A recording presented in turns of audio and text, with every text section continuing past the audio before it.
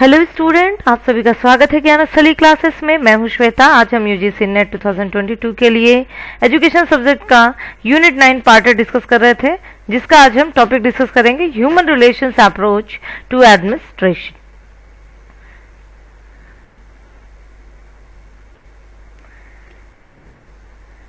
Human relations approach क्या होता है? Human relation approach explains the informal relations among employers and employees and concerned with moral and psychological rather than legal aspects of an organization. Okay, human relation approach जो है वो explain करता है employer और employee के informal relation को।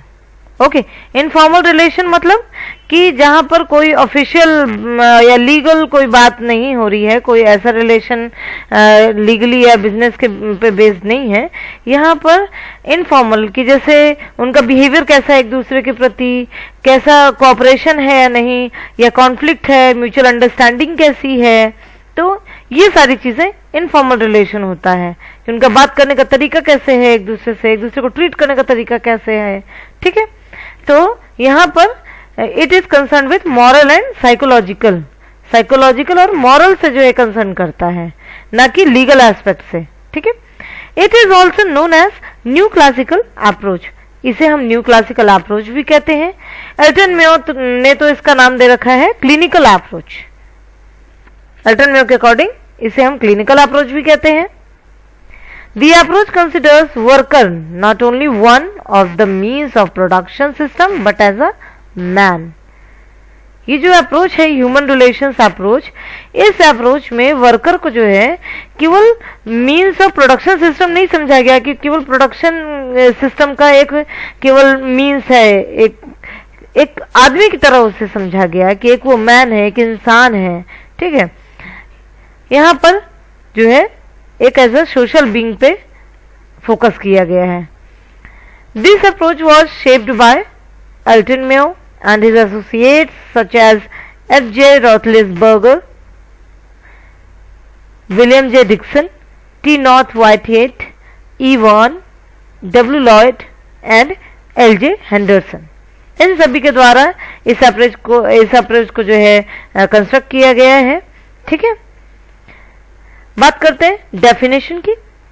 Definition जैसा कि आप देख सकते हैं, जैक हेलोरन ने क्या बोला है? The study of human relations in business and industry is the study of how people can work effectively in group in order to satisfy both organizational goals and personal needs।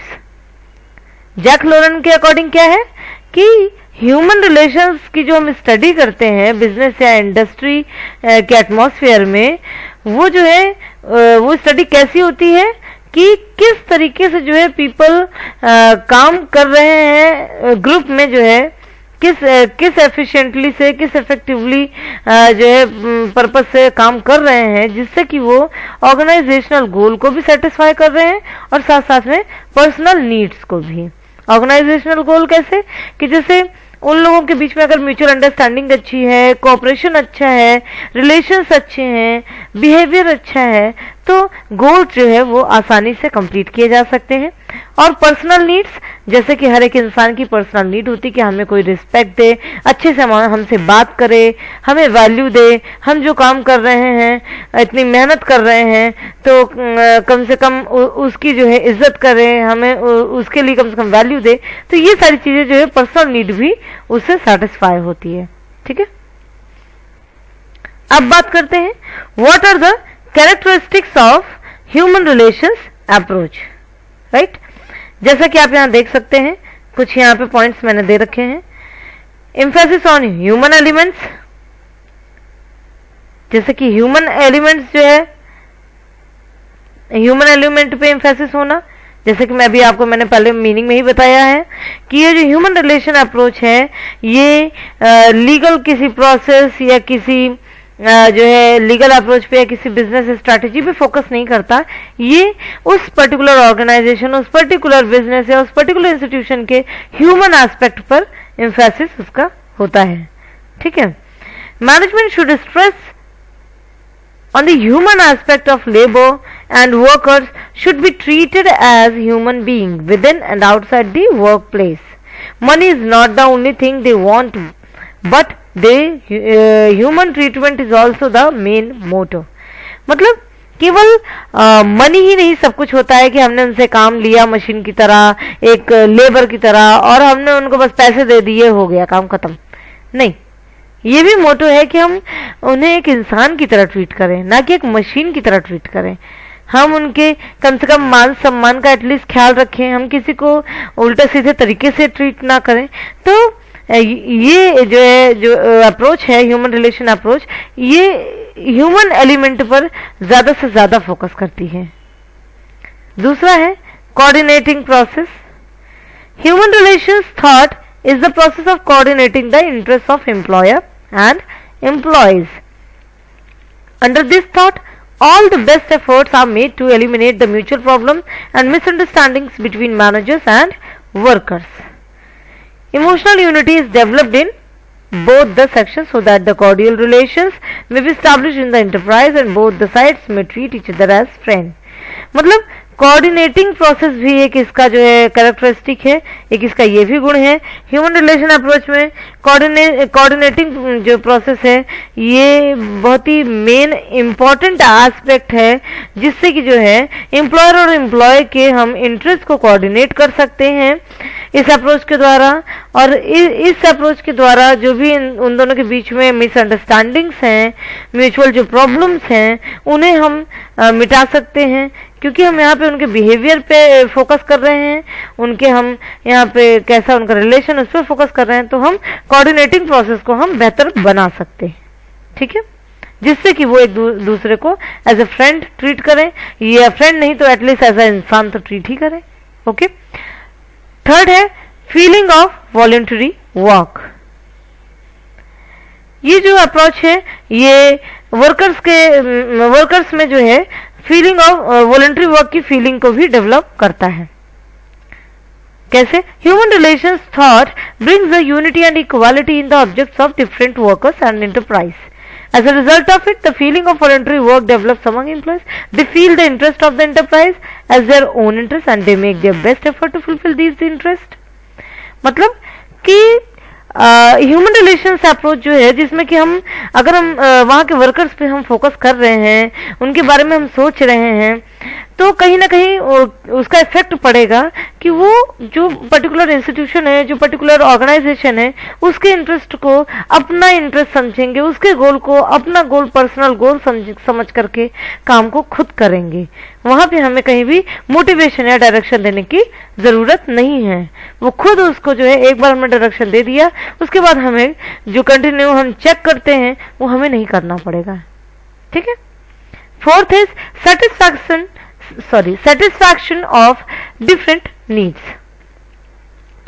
Employees की different needs को भी satisfy करता है ये approach. The thought of human relation emphasises upon the satisfaction of maximum needs of the workers of the enterprise. जैसे कि professor Keith Owais has divided the needs of a worker into 3 part. जो professor Keith Owais हैं, उन्होंने 3 part में worker की need को divide किया, जैसे कि economic need, psychological need and social need. Economic need of the employees are satisfied by the remuneration which is paid to them. तो इकोनॉमिक नीड जो है वो तो पूरी हो जाती है कि जो वो काम करते हैं उसके लिए हम उन्हें सैलरी दे देते हैं. इकोनॉमिक नीड फुलफिल हो गई. For the satisfaction of psychological need and social needs of the worker they are given non monetary incentives. मतलब यहाँ पे मनी नहीं, यहाँ पे जो हम जो चीजें उन्हें हम as a by behaviour they रहे हैं, उनके ट्रीटमेंट के थ्रू दे रहे हैं, तो वो चीजें जो है साइकोलॉजिकल और सोशल नीड्स को सेटिस्फाई करेंगी, ठीक है. Fifth is social aspects. Satisfaction of all types of needs of worker is an implied condition in human relation approach as classified in the definition of Keith Davis quoted above, economic, psychological and social needs. तो social aspects भी पूरे होते हैं, क्योंकि society में क्या है, हमको एक दूसरे का रिस्पेक्ट करना चाहिए, बिहेवियर अच्छा होना चाहिए, कॉपरेशन की भावना होनी चाहिए। तो हम कहीं ना कहीं जो है वर्कर्स के जो है बिहेवियर को हम क्या नाम है, अच्छे से हम जांच पा रहे हैं, अच्छे से हम उनको समझ पा रहे हैं कि अच्छा वर्कर्स क्या चाहता है। मान लीजिए काम का बहुत ज़्यादा बर्डन है, वो कुछ स्ट्रेस चाहता है, या उसकी बॉडी वीक है, वो कमज़ोर है, बीमार है, तो ये सब चीज़ों का हमें, छोटी छोटी चीज़ों का हमें ध्यान देना चाहिए।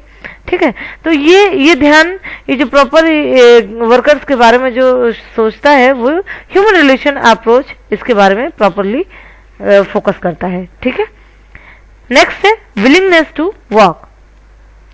The principal objective of integration should be to secure the willing cooperation of the employees.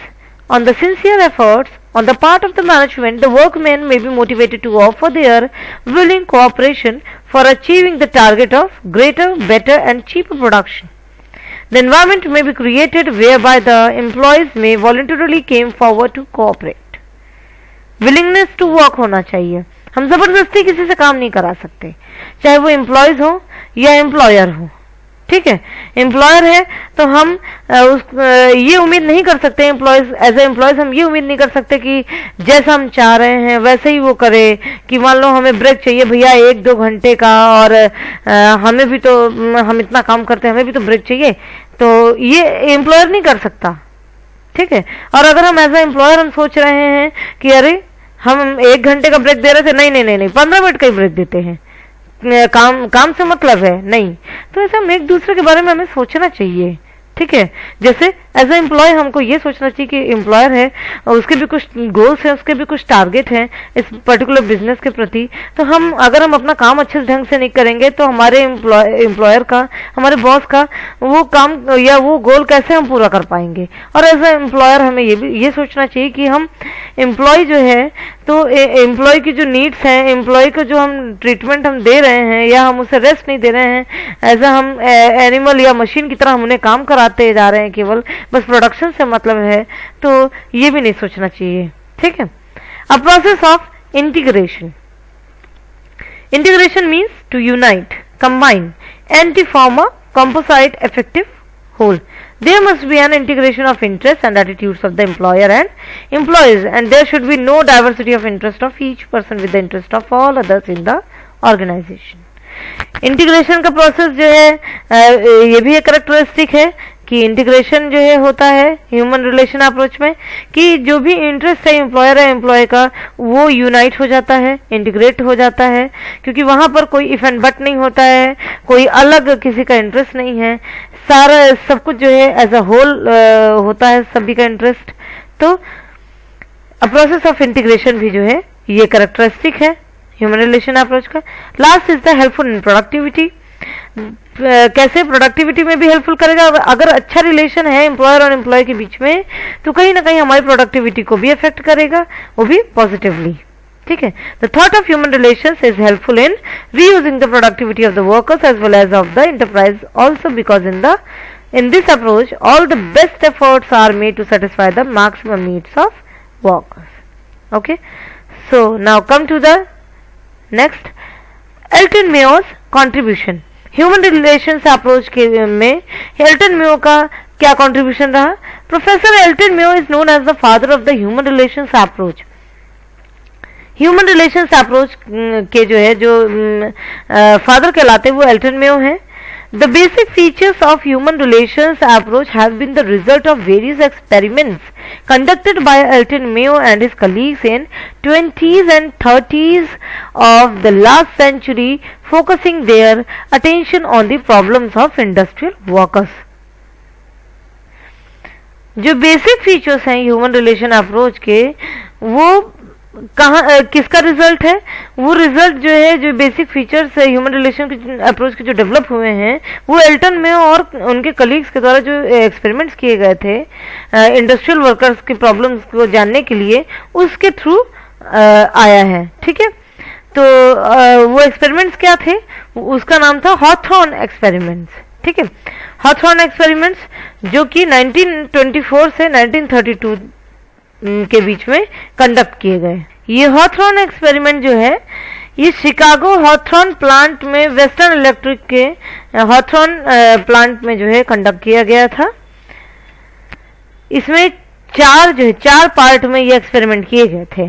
पहला जो कि 1924 से 1927 तक चला, जिसका नाम था टेस्ट रूम स्टडीज, जिसे कि हम ग्रेट इल्यूमिनेशन एक्सपेरिमेंट भी कहते हैं।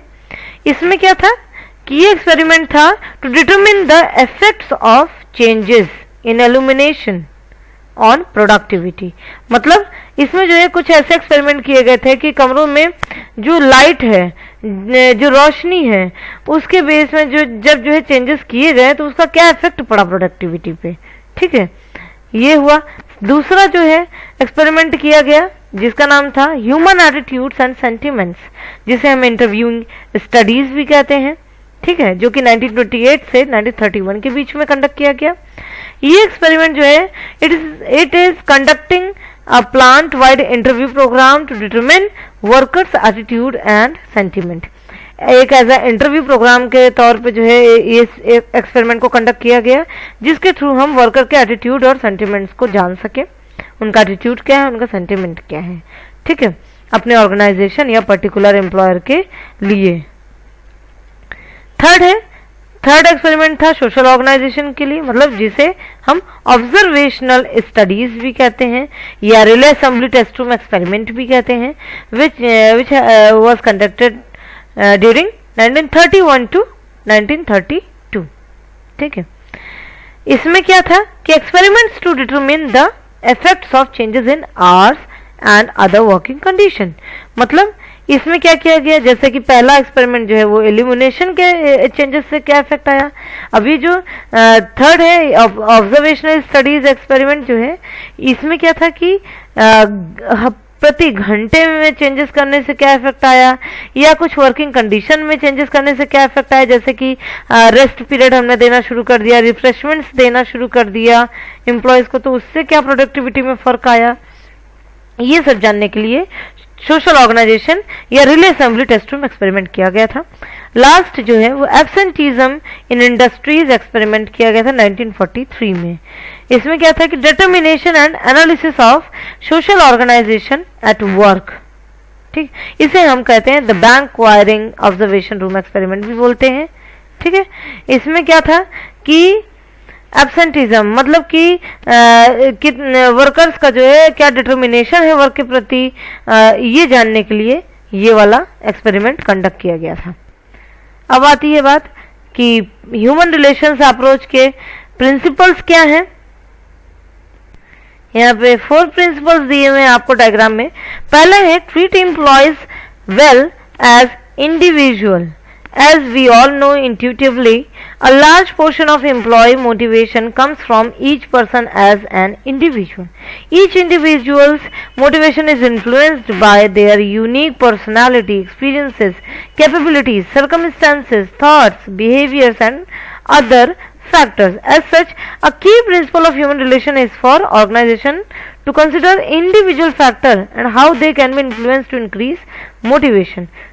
This can include initiatives that look to improve an employee's personal circumstances in and outside the workplace as well as their personal desires. Okay? मतलब हम एम्प्लॉयज को as individual अगर हम जो है हमें ट्रीट करना चाहिए। उससे क्या होता है, इंडिविजुअल जो है वो जो हर इंडिविजुअल का मोटिवेशन होता है वो उसके यूनिक जो पर्सनालिटी होती है उसके द्वारा इन्फ्लुएंस होता है कहीं ना कहीं, जो उससे एक्सपीरियंसेस होते हैं पुराने उससे कुछ इन्फ्लुएंस होता है, कैपेबिलिटीज हैं जो सर्कमस्टेंसेस उसकी जो भी हैं उसके द्वारा हर पर्टिकुलर इंडिविजुअल की जो मोटिवेशन की कैपेबिलिटी है वो उसके बिहेवियर, उसके कुछ थॉट्स से या अदर फैक्टर से डिसाइड होती है, इन्फ्लुएंस होती है। ठीक है, तो हमें एम्प्लॉयज को एक एज अ होल न समझ करके एज अ इंडिविजुअल उन्हें ट्रीट करना चाहिए। उन्हें पर्टिकुलर हमें समझना चाहिए कि जो है वो उनका जो माइंडसेट है किस चीज़ के द्वारा इतना ज़्यादा इन्फ्लुएंस्ड है, अगर पॉजिटिव है तो भी, नेगेटिव है तो भी, तो उसी हिसाब से हमें उन्हें ट्रीट करना चाहिए। ठीक है, promote positive group values and relationship. इसमें क्या कहा गया कि since individuals have social needs and interact together in the work place, group factors must also play a role in employee motivation. जबकि इंडिविजुअल की जो है कुछ सोशल नीड्स होती हैं और वो एक दूसरे से जो है इंटरेक्ट होते हैं वर्क प्लेस में, लेकिन जो ये ग्रुप फैक्टर है ना, वो कहीं ना कहीं एम्प्लॉय के मोटिवेशन में इम्पोर्टेंट रोल प्ले करता है। As discovered during the Hawthorne experiments, cliques form and establish informal rules within the workplace, in turn exercising power and influence on the attitudes and behaviors of the individuals involved। मतलब कि positive group values और relationship को promote करना चाहिए। उससे क्या होगा कि जो इंडिविजुअल का एटीट्यूड है और बिहेवियर है वो कहीं ना कहीं इम्प्रूव होगा और उससे कहीं ना कहीं ऑटोमेटिकली उसका प्रभाव जो है हमारी प्रोडक्टिविटी पर पड़ेगा। Third is ensure effective management and supervision. Management जो है वो इफेक्टिव होना चाहिए और सुपरविजन भी जो है इफेक्टिव होना चाहिए। ये इंश्योर होना चाहिए कि in addition to individual and group influences, managers and supervisors also impact employee motivation। कि मैनेजर का भी और जो उसका क्या नाम है सुपरवाइजर का भी एक इन्फ्लुएंस होना चाहिए एम्प्लॉयज पे, ना कि केवल उनका एक इंडिविजुअल या ग्रुप मोटिवेशन फैक्टर हो, बल्कि मैनेजर का भी मोटिवेशन पे इन्फ्लुएंस होना चाहिए और सुपरवाइजर का भी। In fact the Hawthorne studies showed that many worker behaviour, attitude and emotion have their genesis in their supervision action. जैसे कि हॉथॉर्न स्टडीज से ये भी पता चला था कि कुछ वर्कर का जो बिहेवियर है या एटीट्यूड है या इमोशंस है वो कहीं ना कहीं कहाँ से मतलब कि उसकी कहाँ से उत्पत्ति हुई है, सुपरवाइजर्स के एक्शन से। जैसे मान लीजिए सुपरवाइजर जो है अपने जो सबऑर्डिनेट्स हैं, जो वर्कर्स हैं, उनको बहुत ही वेल ट्रीट कर रहा है, अच्छे से ट्रीट कर रहा है, तो कहीं ना कहीं जो बिहेवियर होगा वर्कर का, जो एटीट्यूड होगा वो बहुत ही पॉजिटिव होगा और वो हमारे प्रोडक्टिविटी में पॉजिटिव इफेक्ट लाएगा।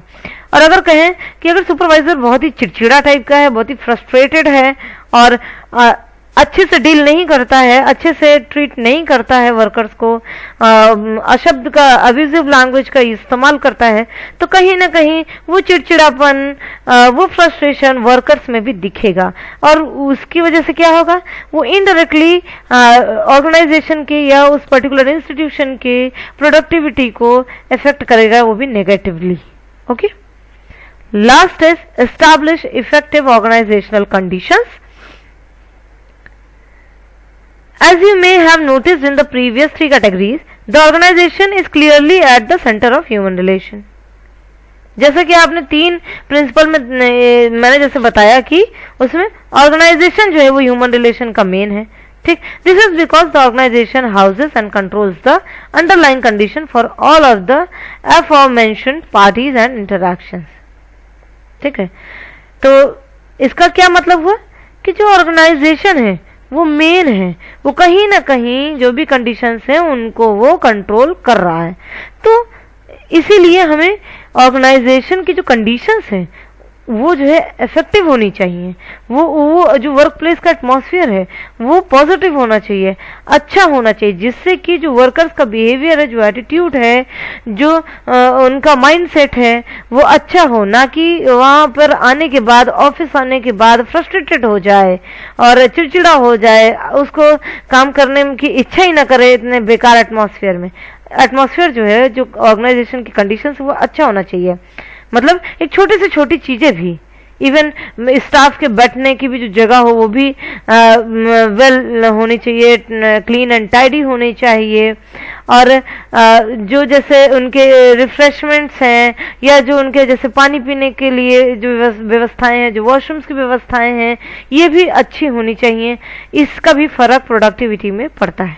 ठीक है, तो ये थे प्रिंसिपल्स। अब बात आती है इंपॉर्टेंस क्या है ह्यूमन रिलेशंस अप्रोच के। पहला है improving employee creativity। The importance of good relations in the workplace is that it will help in improving employee creativity। The entire organization's success is dependent upon coming up with new and innovative ideas। Human relations approach के through द्वारा क्या होता है कि अगर हम उनके behaviour पे या हम अच्छा रिलेशन जो है गुड रिलेशन उनका बन रहा है, अच्छा इफेक्ट पड़ रहा है उनके बिहेवियर पे, ऑर्गेनाइजेशन कंडीशंस का या एम्प्लॉयर के जो ट्रीटमेंट का है, बिहेवियर का है, वो अच्छा इफेक्ट पड़ रहा है, तो कहीं ना कहीं क्या होगा, जो एम्प्लॉयज हैं वो जो है क्रिएटिव होंगे, इनोवेटिव होंगे, जो भी उनको काम मिला है उसको बहुत अच्छे तरीके से करेंगे और शायद जो उन्हें तरीका बताया गया है उससे भी बेहतर वो तरीके से उसे करेंगे, जिससे कि जल्दी काम उनका हो सके और बहुत ही बेस्ट हो सके। तो कहीं ना कहीं जो कोई भी ऑर्गेनाइजेशन है, कोई भी इंस्टीट्यूशन है, वो क्रिएटिविटी या इनोवेटिव आइडियाज पे ही डिपेंड होता है, तभी वो सक्सेसफुल होगा। तो हम इस अप्रोच के द्वारा हम कहीं ना कहीं एम्प्लॉय की क्रिएटिविटी को भी इम्प्रूव कर रहे हैं। ठीक है, नेक्स्ट है motivated employees. The work place is made up of an enumerable number of workers belonging to different cultures. जो वर्क प्लेस होता है, जो ऑर्गेनाइजेशन है, वो कई जो है नंबर ऑफ वर्कर्स का ग्रुप है, और जो उसमें वर्कर्स हैं या जो एम्प्लॉयज हैं वो डिफरेंट कल्चर से बिलोंग करते हैं। It becomes imperative to link them together in a single work culture so that they can rise above personal beliefs and adapt to the needs of the organization. ठीक है, तो हम कहीं ना इसमें जो है अगर हम इस अप्रोच को रखते हुए, ह्यूमन रिलेशन अप्रोच को रखते हुए अगर हम अपने ऑर्गेनाइजेशन या पर्टिकुलर इंस्टीट्यूशन को हम रन कर रहे हैं, तो हम कहीं ना कहीं एम्प्लॉयज को जो है मोटिवेट भी करेंगे, क्योंकि वो डिफरेंट कल्चर से आते हैं, और अगर हम उनके पर्टिकुलर कल्चर का मान रखें और हम उनको हम इस तरीके से उनके जो रिलेशन है, जो उनके बिहेवियर हैं, हम उसको इस तरीके से पॉजिटिव वे में हम उसको चेंज करें, उसको हम अच्छा इफेक्ट डालें, जिससे कि जो ऑर्गेनाइजेशन का जो कॉमन गोल है वो सभी का जो है कॉमन पर्पस बन जाए। ठीक है, थर्ड है employee engagement. It is a fact that when the management is supportive and conscious of employees' needs and requirements, the employees will take pride in their work and try to appease the management by working with more efficiency. मतलब अगर जो है particular environment में, particular organisational environment में, किसी institution में, जैसे मान लीजिए कि कोई टीचर ही है, एजुकेशन सिस्टम है, और किसी पर्टिकुलर स्कूल या कॉलेज में टीचर जो है पढ़ा रहा है, टीचर का जो रिजल्ट आया या जो उसका पढ़ाने का तरीका है, पहले तो स्टूडेंट्स ने अप्रिशिएट किया कि मैम आप बहुत अच्छा पढ़ाते हैं, या सर आप बहुत अच्छा पढ़ाते हैं, हमें समझ में आता है, या फिर जो है उसने जो मेहनत करी, एफर्ट करा, उसे जो है अप्रिशिएट किया जाए बाय HOD, जो हेड ऑफ द डिपार्टमेंट है या प्रिंसिपल है। ठीक है, और रिजल्ट जब आते हैं तो वो अच्छे आ रहे हैं, तो कहीं ना कहीं वो टीचर को और मन लगेगा पढ़ाने में कि मैं अपने बच्चों को और अच्छा एजुकेशन दूं, और अच्छे मैं नोट्स दूं, मैं और अच्छे से उन्हें पढ़ाऊं, और अच्छे मैं डायग्राम के थ्रू कितने अच्छे अच्छे इनोवेटिव तरीके से मैं पढ़ाऊं। तो इससे क्या होगा, जो टीचर है वो अपने पर्टिकुलर काम में एंगेज रहेगी। हमें उसको बताना नहीं पड़ेगा कि अरे आप काम से भटक रहे हैं, अपने काम पे ध्यान दीजिए। ठीक है ना, अगर हम टाइम पे उसके काम को हम अप्रिशिएट कर रहे हैं पॉजिटिव वे में, उसके काम को हम कहीं ना कहीं उसको रिवॉर्ड कर रहे हैं, तो वो एंगेज रहेगा। फोर्थ है healthy relationship. The general atmosphere of an organization, the behavior of the numerous social groups inside the company and the attitude of the seniors have a direct impact on the employees of an organization. Healthy relationship भी जो है होता है human relation approach से, क्योंकि अगर employer अपने employ को अच्छे से ट्रीट कर रहा है, एक अपने मतलब एक घर के सदस्यों की तरह उन्हें ट्रीट कर रहा है, कि अगर जहाँ गलती करें तो बहुत प्रेम से समझा रहा है, अगर जहाँ पे अच्छा करें तो उनको शाबाशी दे रहा है, उन्हें जो है प्राउड फील करे उनके लिए, तो कहीं ना कहीं जो रिलेशन है एम्प्लॉयर और एम्प्लॉय का वो हेल्दी रहेगा। ठीक है, अच्छा रिलेशन रहेगा। फिर बात आती है इम्प्रूव्ड प्रोडक्टिविटी। अब अगर अच्छा रिलेशन है तो अपने आप ही प्रोडक्टिविटी इंप्रूव करेगी। ठीक है, और इंक्रीज्ड लॉयल्टी की बात आती है, तो लॉयल्टी भी जो है इंक्रीज होती है। If you are looking for the importance of good human relationship in the workplace, then the most obvious one is increased loyalty. Healthy relations have a way of building trust through interactions and bonding with each other. तो अपने आप ही अगर अच्छा relation है employer employ में, तो कहीं ना कहीं लॉयल्टी इंक्रीज होगी ही।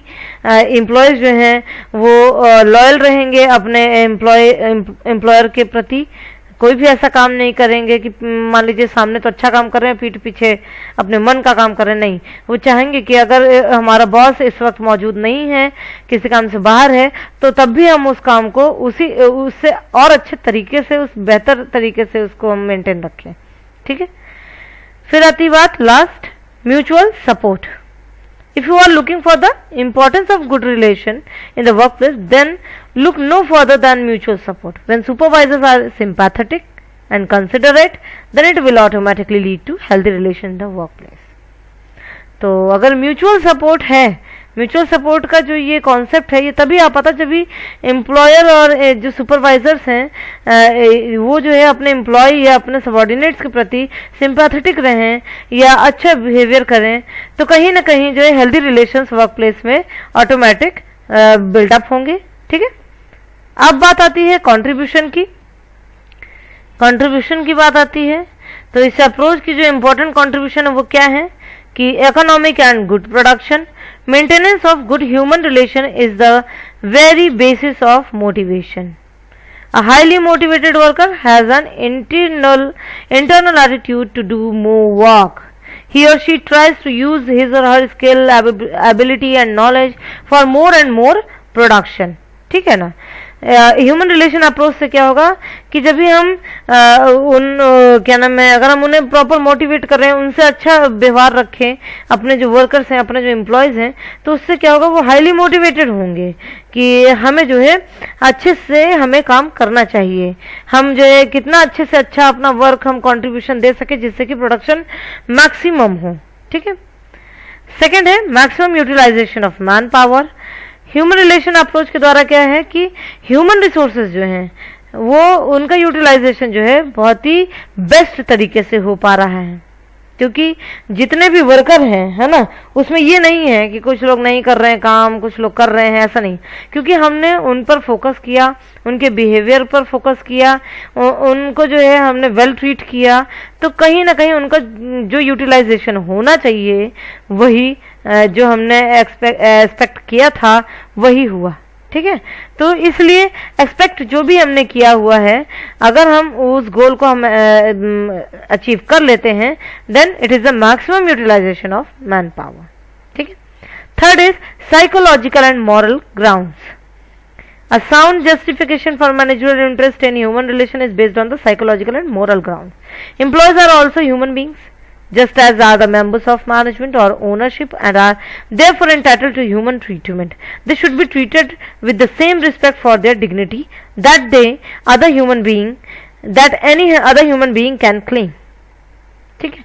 तो साइकोलॉजिकल और मॉरल ग्राउंड्स भी जो है का भी इफेक्ट पड़ता है इस अप्रोच के द्वारा, कि उससे क्या होता है कि अगर हम अच्छा वेल ट्रीट कर रहे हैं अपने वर्कर्स को, अपने एम्प्लॉयज़ को, तो उससे क्या होगा, अपने मन में भी सोचेंगे कि अरे हमारा जो बॉस है, हमारे जो हेड हैं, वो तो हमें इतने अच्छे से ट्रीट करती हैं, कितना अच्छे से हमारे साथ पेश आते हैं, तो उसका वो जो अपना कॉन्ट्रीब्यूशन देगा उस पर्टिकुलर इंस्टीट्यूशन या ऑर्गेनाइजेशन, वो बेस्ट होगा। फोर्थ है development of trade unionism and government stress. In modern times, the trade union movement is quite organized. Due to strong unionism and government's interference in the field of IR, an industrialist cannot afford to ignore the workers, their needs and their grievances. Although it is a negative approach to the significance of human relation approach, it is quite true. मतलब इस human relation approach के द्वारा क्या हुआ कि धीरे धीरे, भले ही जो है इस अप्रोच के लिए वो सिग्निफिकेंट नहीं, एक नेगेटिव अप्रोच है, बट फिर भी इस अप्रोच के द्वारा क्या हुआ कि यूनियनिज्म और गवर्नमेंट स्ट्रेस का जो है वो डेवलपमेंट हुआ, जो यूनियन बनता है वर्कर का, इसका डेवलपमेंट हुआ, क्योंकि अब वर्कर्स जहाँ पर उनको इस तरह का ट्रीटमेंट नहीं मिल रहा है तो वो एकजुट हो जाते हैं और अपना यूनियन बनाते हैं, उसके प्रति स्ट्राइक करते हैं, उसके लिए उसके अगेंस्ट जो है स्ट्राइक करते हैं, अपने डिमांड्स को वो पूरा करना चाहते हैं। और कहीं ना कहीं गवर्नमेंट भी जो है वो जो लीगल ग्राउंड्स हैं उनके बेस पर जो है कहीं ना कहीं स्ट्रेस प्रेशर करती है कि नहीं, हमें वर्कर्स के साथ कैसे ट्रीटमेंट करना चाहिए। ठीक है। Development of industrial humanism The approach of human relations leads to the development of industrial humanism in industrial field. It focuses on job satisfaction rather than job remuneration. जो ह्यूमन रिलेशन अप्रोच है ये job satisfaction पे जो है ज़्यादा focus करती है कि जो एम्प्लॉयज़ हैं वो अपने जॉब से सेटिस्फाई रहें, ना कि जॉब रिम्यूनरेशन पे ज़्यादा फोकस करती है. ठीक है, ओके गाइस, थैंक यू. फिर मिलते हैं अगली क्लास में.